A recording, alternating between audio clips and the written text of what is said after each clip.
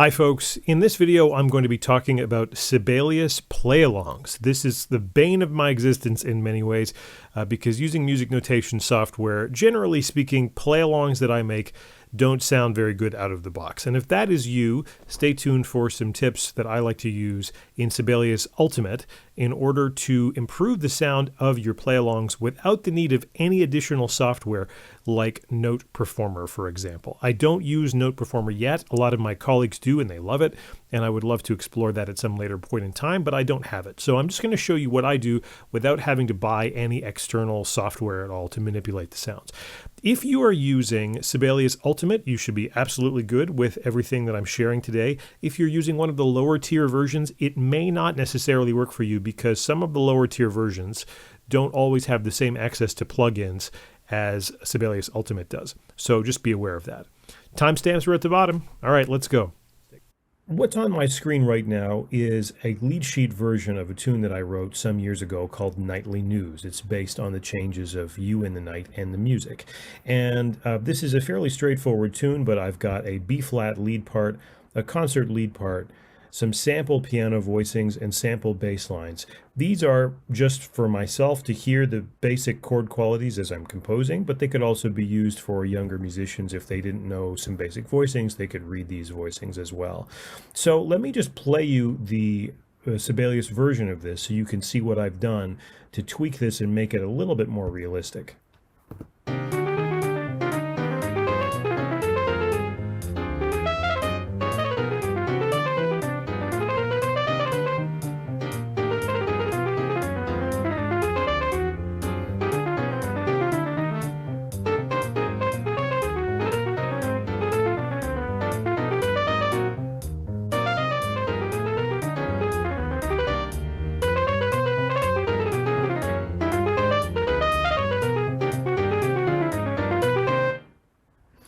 Right, so hopefully fairly straightforward to follow along with. Now there's a bunch of things in here that I want to highlight really quickly.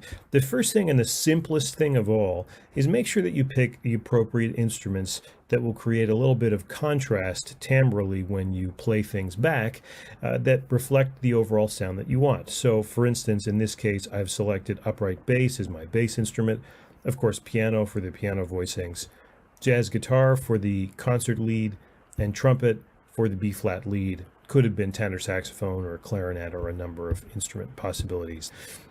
The second thing I want to highlight, and this is something really easy to do that a lot of students I've noticed seem to forget, is that when you pick the tempo and feel markings at the beginning of the piece, Sibelius gives you a bunch of different options, and some of them have certain stylistic things built right into them. So for example, for this arrangement, I picked fast bop, quarter note equals 240. This is something that can be added after the fact as well, but it's much easier to do this when you first create the chart. Let me play you the first couple of bars with this particular style so that you can hear how the eighth notes swing. And for instance, if I change this from fast bop to swing, you should notice something a little different. Hopefully you notice that in that case, the eighth notes are much more swingy. They're not quite as straight. Now let's talk about the awkward things about writing quarter notes in jazz tunes with notation. Something that I often see students do is that they'll create quarter notes that, for instance, look like this as eighth notes because they want to make them sound the appropriate length.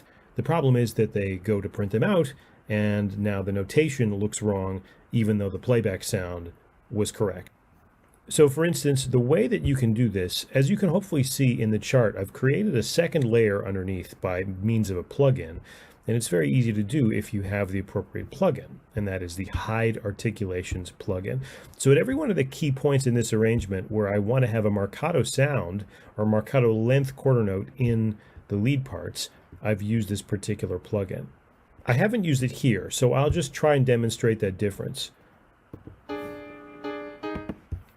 So in this bar, say I want this set of notes to be played as marcato. Of course, I don't want that to be included in the notation because it's implied that that note would be played with a medium length anyway. So I'm going to then highlight the bar and then select the Hide Articulations plugin, which you may have to download. And now, all of a sudden, we have the Mercado notes that will play back properly, but they won't show up in the notation.